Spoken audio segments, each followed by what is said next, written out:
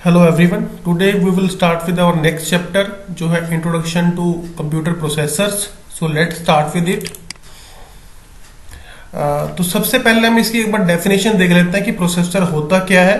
और प्रोसेसर को रेफर करने के लिए कई सारी टर्म्स यूज करी जाती हैं, जैसे हम उसको माइक्रो प्रोसेसर भी बोलते हैं आज की लेटेस्ट डिजिटल ईरा में, और हम उसको सीपीयू भी बोलते हैं एक बिल्कुल ही जनरल सेंस में। तो इसकी एक बार डेफिनेशन देख लेते हैं। A central processing unit, also usually called processor और microprocessor, ठीक है। तो यहाँ पे हम देखते हैं कि इसके तीन नाम हम यहाँ पे दे सकते हैं। इसको हम सीपीयू भी बोलते हैं, प्रोसेसर भी बोलते हैं और माइक्रोप्रोसेसर भी बोलते हैं। Is the electronic circuitry within a computer that executes instructions that make up a computer program। तो बच्चों ये एक ऐसा एक इलेक्ट्रॉनिक सर्किट है और इसको हम यूजुअली आईसी बोलते हैं, इंटीग्रेटेड सर्किट, जो हमारे प्रोग्राम्स को एग्जीक्यूट करता है।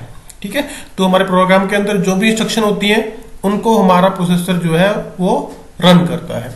ओके, अब यहाँ पे हमने इसका एग्जांपल भी दिया है। दिस इज एक प्रोसेसर चिप है जो है इंटेल कोर i7 प्रोसेसर हमने यहाँ पे शो किया है।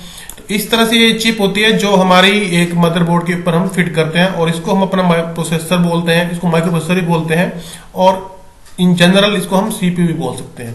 ठीक है, ओके।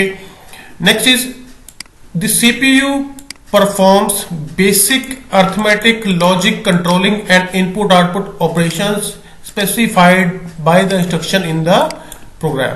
तो जो सीपीयू है, जो प्रोसेसर है, वो क्या करता है? It performs basic arithmetic and logical and it also control other devices। ठीक है, okay. Next is features of modern CPUs. अब एक बात हम यहाँ पे डिस्कस कर लेते हैं कि आज के जो मेरे पास प्रोसेसर है वो बड़े ही पावरफुल प्रोसेसर है और एक ही चिप के अंदर उनके अंदर बहुत सारे प्रोसेसर फिट किए होते हैं। ठीक है, और जो एक सीपीयू के अंदर जो अदर सीपीयू है उनको हम समटाइम बोलते हैं कोर। दैट इज जैसे कि यहाँ पे एग्जांपल लिया है हमने कि एक फिगर यहाँ पे शो किया है ये वाला। तो यहाँ पे देख सकते हो core 1, core 2, core 3, core 4, 5 and 6। तो इस प्रोसेसर के अंदर मेरे पास 6 कोर्स हैं। ठीक है, और ये एक कोर जो है वो एक तरह से इंडिपेंडेंट प्रोसेसर है, मतलब एक किसी भी प्रोग्राम को पैरेलली वो रन कर सकता है। तो जितने मेरे पास आजकल प्रोसेसर्स आ रहे हैं तो usually they are multi core. Okay, अब इनके फीचर जो है डिस्कस कर लेते हैं। The first one is multiple cores for better multitasking. Multitasking के लिए मेरे पास बहुत सारी कोर है प्रोसेसर के अंदर, तो एक फीचर हो गया।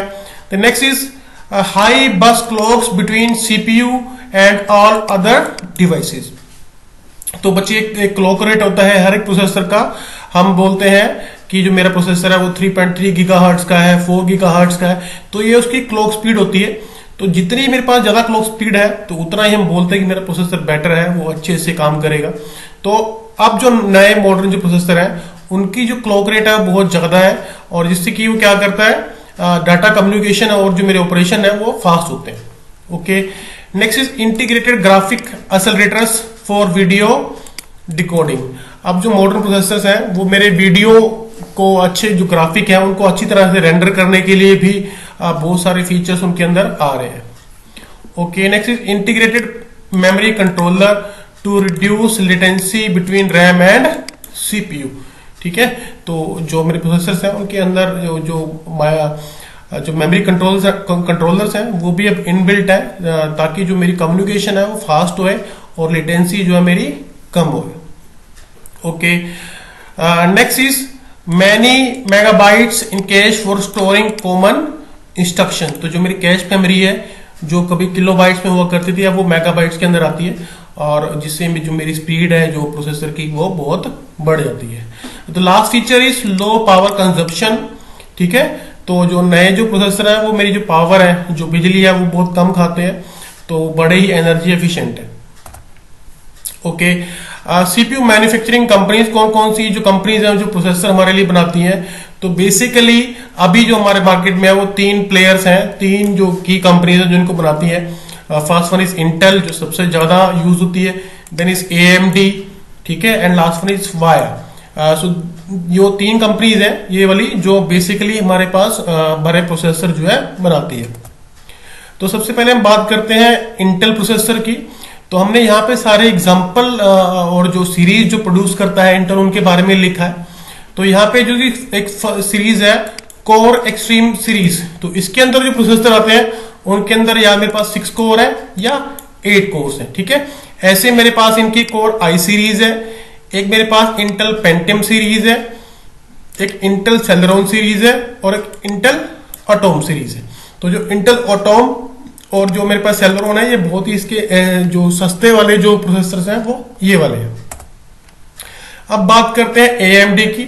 अब जो AMD है वो इंटेल के बाद सेकंड नंबर पे है in terms of processor sales. तो इसकी बहुत सारी सीरीज मेरे पास आती हैं, जैसे कि मेरे पास FX सीरीज है जिसके अंदर मेरे पास 8 कोर्स हैं या 4 कोर्स हैं।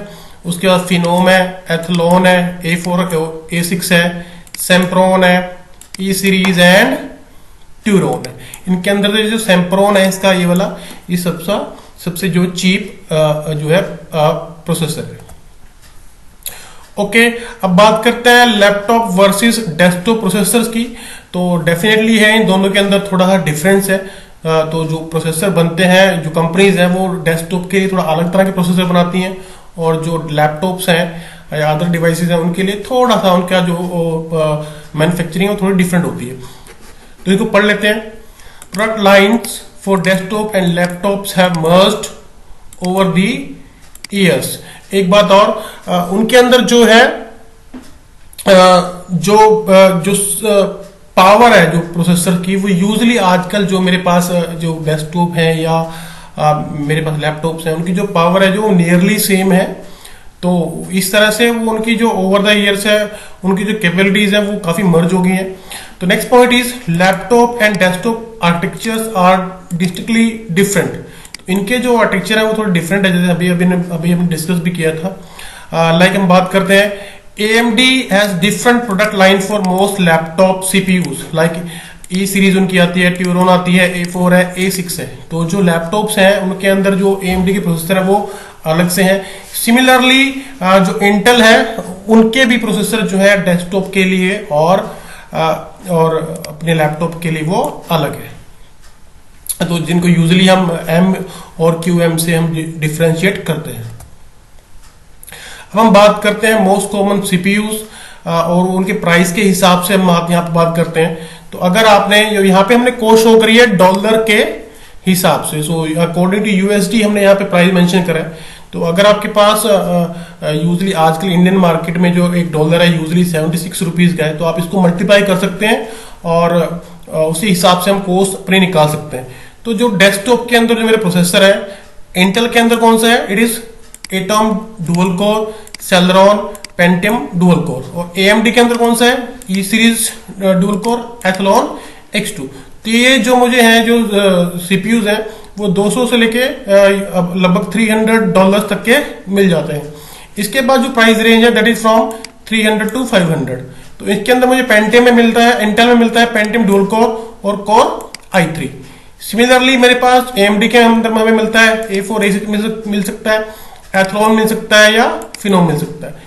और जो जिनकी जो कीमत है वो $500 से भी ज्यादा है, $500 से भी ज्यादा है, तो उनके अंदर हमें सबसे लेटेस्ट प्रोसेसर मिलते हैं जिसके अंदर मेरे पास कोर i5 है और कोर i7 है। सिमिलरली मेरे पास AMD प्लेटफॉर्म जो है, AMD जो कंपनी है वो बनाती है फिनोम जो 2X4 है या फिनोम 2X है, X6 है या FX सीरीज है। ओके, अब बात करते हैं लैपटॉप के अंदर जो हमें प्रोसेसर जो मिलते हैं। अब जो हमें पिछली स्लाइड देखी है वो थी डेस्कटॉप पीसीज के लिए, अब हम बात कर रहे हैं यहाँ पे लैपटॉप पीसीज के लिए। तो जो प्राइस रेंज है that is from 200 to nearly $300। तो इंटेल के अंदर हमें मिलता है अटोम और सेलेरॉन और AMD के अंदर मिलता है E series and dual core. तो ये जो लैपटॉप्स हैं इनके साथ वो सबसे सस्ते लैपटॉप मेरे पास आते हैं। उसके बाद जो रेंज है दैट इज फ्रॉम 300 to $500। तो इसके अंदर मुझे इंटेल के अंदर मुझे मिलता है Pentium dual core, core i3 and core i5 processor. और AMD के अंदर मिलता है A4, फिनोम, ट्यूरोन एक्सेट्रा। और जो लैपटॉप्स हैं जिनके अंदर जो प्रोसेसर है मेरा वो $500 से ही कॉस्टली है, तो वहां पे मुझे मिलते हैं usually core i5, core i7, ठीक है। और AMD के अंदर मिलता है A6 और फिनोम। उसके बाद हम बात करते हैं फ्यू वर्ड्स ऑन सॉकेट। तो सॉकेट जो है दैट इज ए डिवाइस। ये मेरे पास एक डिवाइस है जिसके अंदर मेरा प्रोसेसर फिट हो सकता है। जैसे कि हमारे घर में सॉकेट्स लगी होती हैं जहां पे हम प्लग को लगाते हैं, तो similarly in case of CPU और processors we have a socket जिसके अंदर हम जो प्रोसेसर को प्लग इन करते हैं। तो यहाँ पे फिगर भी दिखाया गया है। तो this is an example of A socket. Okay, अब बात करते हैं चिपसेट की। अब यूजली जो बात करते हैं अपने सिस्टम के बारे में, तो हम तो यूजली या तो प्रोसेसर देखते हैं, रैम देखते हैं, और जो उसके बाद जो बात आती है वो आती है चिपसेट की। ठीक है, जो चिपसेट होता है वो क्या करता है, it controls the communication between the processor and all the other devices. तो दो चिप हमेशा यूजली लगी होती है मेरे मदरबोर्ड के अंदर, जैसे यहाँ पे लगी है और ये यहाँ पे लगी है। इनका जो नाम हम यूजली बोलते हैं, इसको हम बोलते हैं नॉर्थ ब्रिज और इसको बोलते हैं साउथ ब्रिज। तो ये जो डिवाइसेस हैं ये हमें हेल्प करते हैं प्रोसेसर की कम्युनिकेशन को अदर डिवाइसेस से या अदर जो मेरे पास पोर्ट्स है उनके साथ कम्युनिकेशन करने में, या डिवाइसेस है। Okay, how many core one need, हमारे प्रोसेसर में कितनी कोर होने चाहिए, तो इसके बारे में देख लेते हैं। In general more core A CPU has more powerful it is. तो जितनी ज्यादा कोर मेरे पास हो जाते हैं उतना मेरा सीपीयू पावरफुल हो जाता है। बट पावर का और स्पीड का यूजली कोई मेरे पास वो ये बेंचमार्क नहीं है कि अगर मेरे पास पावर ज्यादा है तो मेरी स्पीड भी ज्यादा होगी। नंबर ऑफ कोर्स होने से तो क्या होता है कि हम ज्यादा ज्यादा काम को एक साथ में कर पाते हैं। ठीक है, okay. And one more thing, some cores in processor are more powerful than others. तो ये कि हम यहाँ पे पॉइंट नोट करने का है। Next is how fast is my CPU. तो सीपीयू की अगर मैंने स्पीड चेक करनी है तो यूजली कुछ कंपनीज हैं जो सॉफ्टवेयर बनाती हैं इनको चेक करने के लिए। तो जैसे कि मेरे पास एक यूटिलिटी आती है पासमार्क और एक वेबसाइट है ये वाली, आप यहाँ पे जाके लॉगिन कर सकते हो और अपने किसी भी प्रोसेसर की जो स्पीड है, तो अपने सिस्टम जो आपने खरीदा है, लैपटॉप है, डेस्कटॉप है, तो उसकी हम स्पीड वगैरह को हम चेक यहाँ पे कर सकते हैं। So with this thanks a lot. अगर आपको कोई क्वेश्चन है तो आप कमेंट्स में ड्रॉप कर सकते हैं। With this thanks.